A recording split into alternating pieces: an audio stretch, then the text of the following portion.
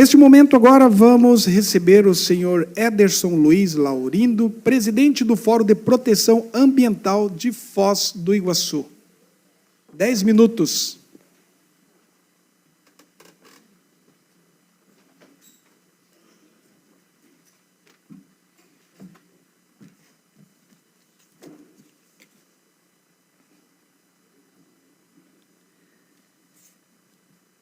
Cumprimento o presidente, senhor De Brito, cumprimentando, estendo aos demais vereadores e autoridades desta casa. Eu sou um ponto fora da curva, tanto é que eu estou aqui por exceção, né? Sou o terceiro, onde só podia ter 2 entidades, abrir um espaço para um terceiro, então eu sou a exceção à regra, né? E eu me coloco aqui como aquele rapaz que adentra um quarto escuro e acende a luz. Quando a luz é acesa, muitos repudiam, outros se sentem mal com aquela luz, já que estava habituado com a escuridão. Dito isso, eu trago aqui a palavra de Dante Alighieri. Os lugares mais sombrios do inferno são reservados àqueles que se mantiveram neutros em tempos de crise moral. Então, venho até essa Casa de Leis para cobrar. Muitos vêm pedir. É por isso que eu falo que eu vim acender a luz. Leis. Então, como aqui se diz Casa de Leis, só vou fazer uma lembrança. Leis são regras estabelecidas pelas autoridades competentes de um país ou região para regular o comportamento dos cidadãos. Elas são formuladas para manter a ordem social, proteger os direitos individuais e coletivos e garantir a justiça. Em outras palavras, a Casa de Leis é o espaço onde se decide quais serão as regras que irão reger a vida na cidade, buscando sempre o bem-estar e a organização social. É um poder independente, mas que atua em harmonia com o poder executivo e o poder judiciário. Por que digo isto? Porque eu trouxe essa Casa de Leis em 26 de março desse ano algumas pendências legislativas e que eu busco resposta a essas pendências. Já participei de 2 sessões anteriores tentando resposta e me orientaram a vir novamente diante dessa tribuna popular fazê-lo novamente. Eu destaco que eu vou protocolar o que eu vou ler hoje aqui também para essa Casa de Leis, para objetivando a resposta. Eu fiz um adendo aqui, um parecerzinho, vou dizer assim, meu, quanto a algumas leis que deveriam ter sido publicadas há muito tempo. Então, a primeira diz respeito à Lei Complementar Municipal 198, de 11 de dezembro de 2012, no artigo 29. O artigo 29 diz o seguinte: os planos de drenagem e manejo de águas pluviais urbanas, de gestão de resíduos de construção civil, de resíduos de serviço de saúde, e de resíduos perigosos que integram o Plano Municipal de Saneamento Básico serão aprovados no prazo máximo de 12 meses após a publicação desta lei complementar.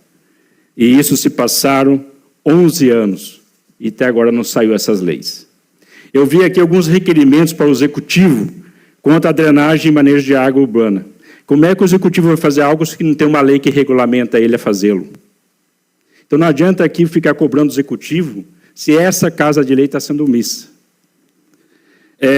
Gestão de resíduos de construção civil. Não é obrigação do município fazer a gestão, e hoje ela o faz, cobrando uma taxa. Então, são várias irregularidades, várias, vamos dizer assim,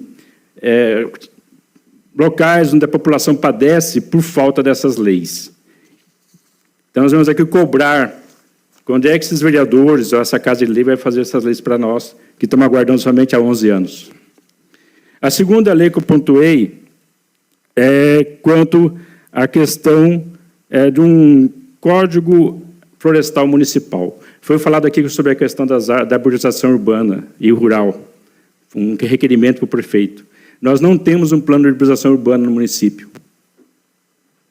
E nós não temos um Código Florestal Municipal, embora o Código Florestal Brasileiro diga que os municípios têm que fazer suas próprias legislações. E isso nós estamos aguardando também há 11 anos. Lei de licenciamento ambiental. Nós não temos uma lei específica para licenciamento ambiental no município. Estamos aguardando há 4 anos. Uma lei de estudo de impacto de vizinhança, onde o Estatuto da Cidade diz que tem que ter uma lei específica para isso. Nós temos artigos dentro do plano diretor, do Código de Postura e outras leis, mas nós não temos a lei de estudo de impacto de vizinhança. Estamos aguardando há 23 anos. Lei de compensação ambiental. Estamos aguardando há 24 anos. Lei de pagamentos por serviços ambientais. Essa é mais recente, estamos aguardando somente há 3 anos. Mas a falta dessas leis trazem certa angústia à população, traz transtornos à população e traz prejuízos à população. Um belo exemplo é a questão da drenagem urbana, né? O resíduo de construção civil tendo para o aterro sanitário, diminuindo a vida do aterro. Então, nós temos alguns problemas, e ninguém sabe onde é que vai ser o próximo aterro, porque Foz não tem espaço para um próximo aterro sanitário. Como é a responsabilidade do legislador, eu trago o seguinte: a omissão legislativa ocorre quando o Poder Legislativo deixa de cumprir seu dever constitucional de editar normas, especialmente aquelas necessárias para tomar efetivas as normas programáticas da Constituição. Isso significa: o legislador não cria leis ou regulamentos que são necessários para que certos direitos ou princípios constitucionais sejam aplicados na prática. Aí vem a improbidade. Em Portugal, o termo improbidade refere-se à falta de probidade, ou seja, a ausência de honestidade, integridade e retidão.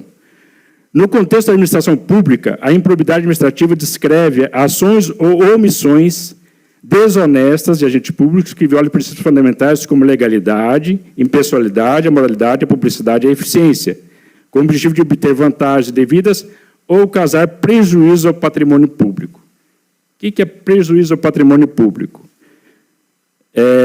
Refere-se a danos, destruição ou deterioração de bens, instalações ou recursos pertencentes ao Estado ou à coletividade, causados por ações humanas, intencionais ou não. Esses danos podem ser de natureza física, como destruição de monumentos, ou de natureza financeira, como apropriação indébita de recursos públicos. O que acontece? Como no caso da construção civil é cobrada uma taxa sobre uma lei que não existe, basta ver o decreto municipal que criou essa taxa, então ela está mais ou menos enquadrada dentro desse contexto, né? Então, eu venho indagar vossas excelências quando vão dar resposta aos munícipes sobre os fatos ora apresentados e ao documento recebido pelo vereador de Brito, entregue a ele em março desse ano, onde pontuamos essas, vamos dizer assim, deficiências na parte legislativa. Eu agradeço a atenção de todos e fico disponível para caso de alguma pergunta. Alguns vereadores gostariam de fazer algum questionamento, alguma pergunta?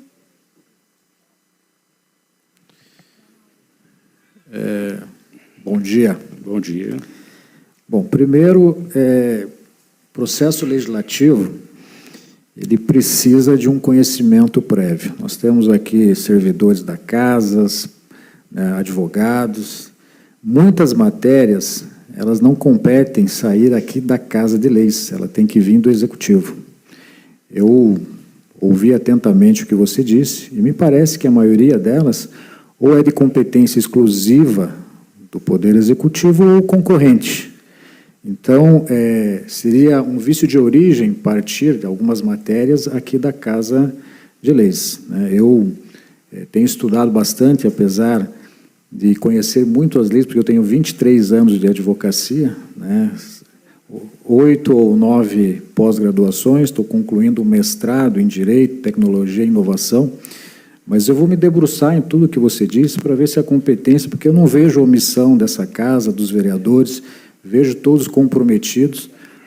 Eu não recebi, você protocolizou, eu não recebi no meu gabinete essas tuas demandas, mas me comprometo em você em estudá-la. E se for de competência concorrente, que seria tanto executivo como legislativo, tenho certeza que nós vamos atuar. Agora, se for competência do executivo, você tem que procurar lá o órgão competente. Me coloco à tua disposição, tá? Você já conversou comigo algumas vezes, mas falar em omissão desta casa, né? Eu estou aqui há 7 meses, nós temos vereadores há mais tempo, porém eu vejo o trabalho deles e todo mundo se debruçando em várias causas importantes, relevantes, como a tua que você trouxe hoje, e coloco à disposição o Gabinete 13 para você levar toda a documentação, os meus assessores estão lá agora, para a gente avaliar. E se tiver alguma omissão, nós vamos supri-la. Tá? A lei orgânica do município, no artigo 44, ela dá as atribuições legislativas, né, tanto do Executivo quanto dessa Casa de Leis. E, segundo a hermenêutica que eu mesmo tive lendo a legislação, é de competência dessa Casa. Né, não é nem concorrente e nem somente do Executivo. Então, a lei orgânica do município é clara nesse sentido, por isso que eu trouxe até essa Casa de Leis essa demanda e não ao Executivo. Senhor presidente. Só para responder essa questão dele, nós temos uma Constituição Federal a ser seguida, tá? E lá que regulamenta o que é de competência do Executivo e do Legislativo. Então, nós temos que primeiro olhar a Constituição. Eu acredito que a lei orgânica do município segue a Constituição, vereador. Senhor presidente, posso fazer uso da palavra? Bom dia, Ederson, tudo bem? Bom dia, tudo bem. Conheço o Ederson, o senhor presidente, desde o meu primeiro mandato, hoje estou para o 4º mandato, e nós tivemos algumas reuniões. Lembro que ele era muito ligado ao grupo político do ex-vereador Queiroga, um grande amigo meu, uma pessoa muito atuante, fez um brilhante trabalho aqui.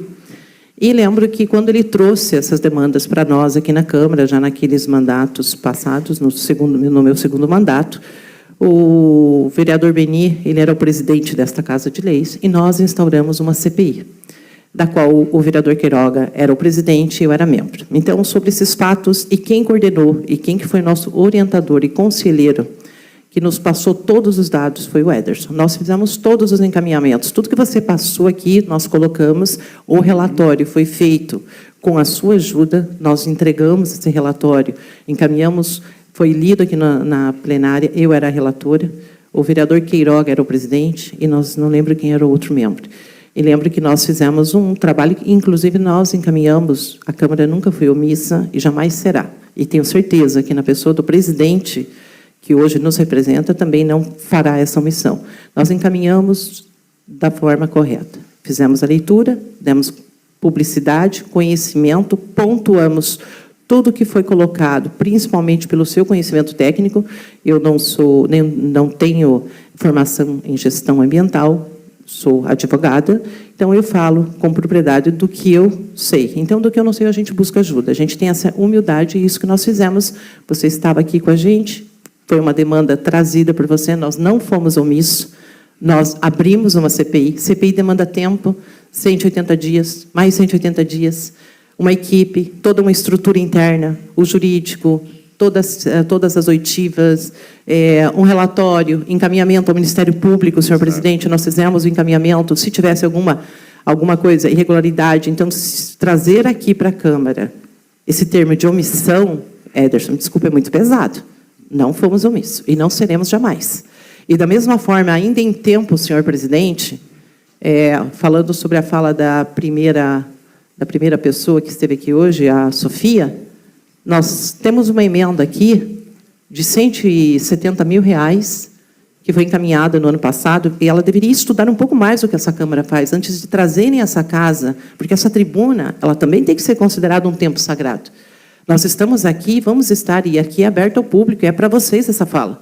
Nós vamos aceitar todas as críticas, mas críticas verdadeiras. Agora, vir aqui e omitir que nós investigamos, através de uma CPI, que você ajudou no relatório, vir aqui, omitir que a Câmara, nas legislaturas passadas, como a Sofia fez, não ajudou, também é uma mentira, porque nós encaminhamos R$170 mil, vereador, então presidente João Morales, vereador ex-presidente Ney Patrício e vereadora Anícia, uma emenda coletiva dos 3, que está ali nos documentos.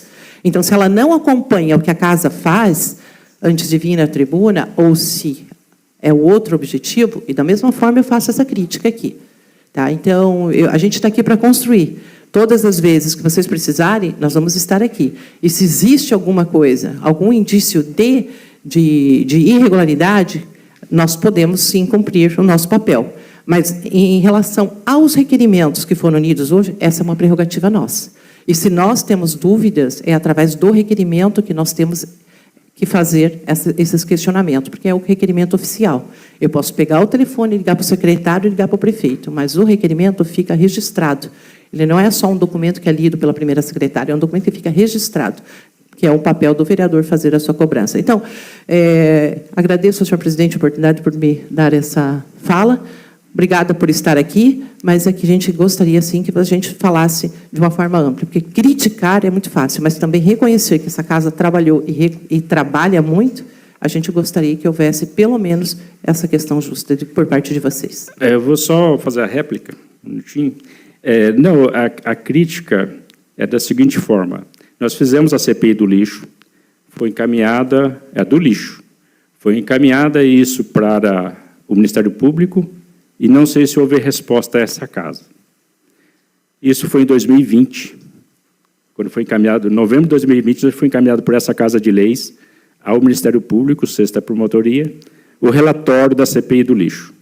Não sei se houve resposta do Ministério Público para cá, mas a Câmara também não cobrou do Ministério Público a resposta. O que eu trouxe aqui são demandas legislativas que não são de hoje. Daí vem o termo omissão.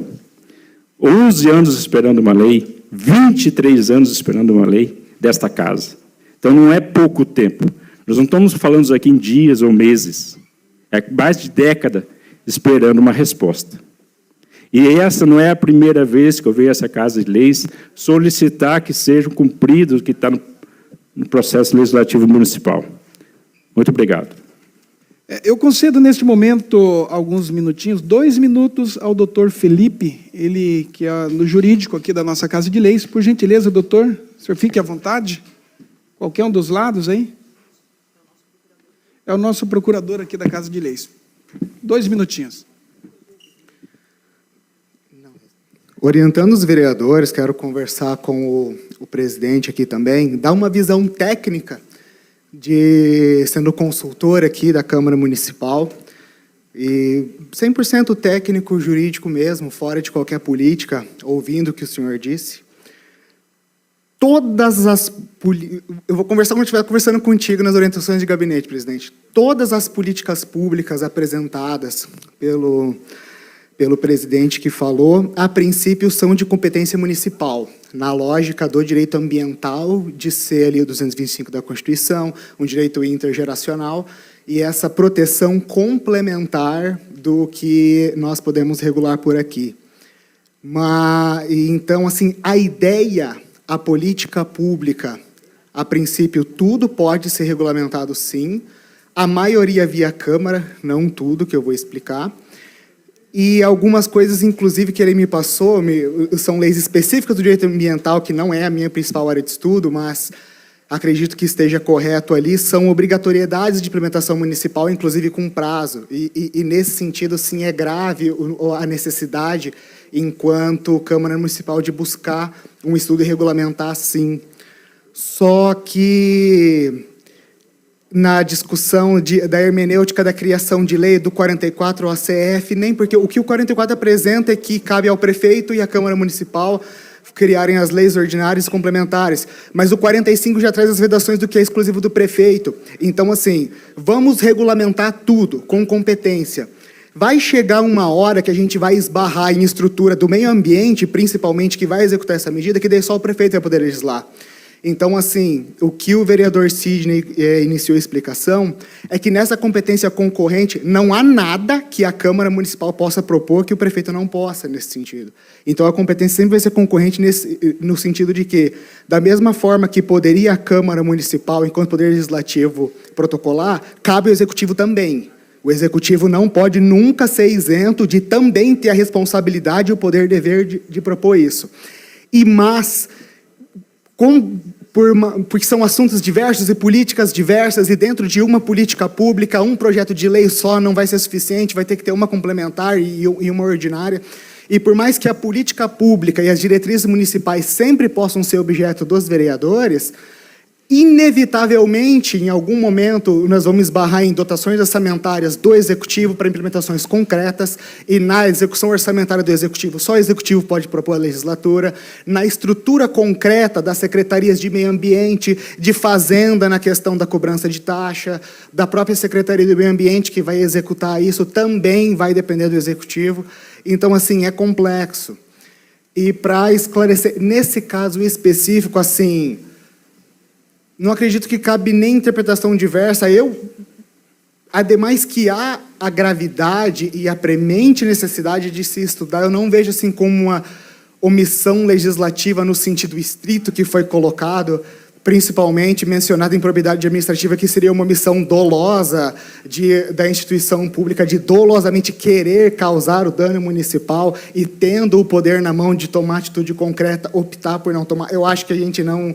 Mesmo em legislaturas passadas, o município não incorreu nisso, mas, então, mas a necessidade do estudo e a possibilidade de nós fazermos, de início eu diverjo do nobre vereador Sidney, acredito que a ideia geral da política pública sempre nós podemos fazer, só quando a gente esbarrar nas estruturas complexas.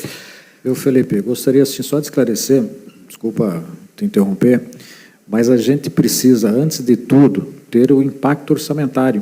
E isso parte exclusivamente do Poder Executivo. Se nós não tivermos o impacto orçamentário que vem de lá, o que diz, a gente, para ter uma lei, a gente precisa desse... Para algumas políticas, sim. Quando mas gera que são despesa, vários né? assuntos. Mas tem alguns ali que são pausados e que esse estudo tem que ser feito um a um, de alguns que sequer a política pública foi criada, e algumas que a política pública já foi e que já tem o prazo. Então, assim, uma resposta pronta para dar... Mas, assim, um pacote completo, tudo 100% via Câmara, isso tecnicamente é impossível. Tá? Então, realmente é um estudo complexo e que, por mais que a maioria até possa ser feito via Câmara, é inevitável que uma hora nós dependemos de legislação proposta pelo Executivo, sim, para passar aqui, para fazer funcionar e efetivamente criar a norma na prática e aplicar. Obrigado, porque é o seguinte, principalmente essa Lei Complementar 190 de 2012 não envolve recursos públicos. Então, essa questão dessa elaboração dessas leis não trazem cargo ao município. E sim, são leis que vão nortear o município a como fazer a fiscalização posterior. Hoje não tem como o município fiscalizar, por exemplo, resíduo perigoso ou produto perigoso dentro do município.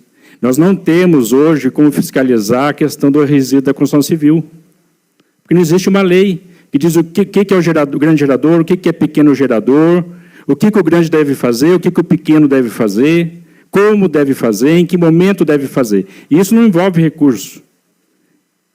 Então, essas leis, elas são para nortear, para identificar quais são os geradores e para que eles possam fazer o tratamento do resíduo. O que eu trouxe aqui, principalmente, é a questão do resíduo da construção civil, que tem um decreto municipal que diz que regulamenta essa lei, que não regulamenta a construção civil, criando uma taxa.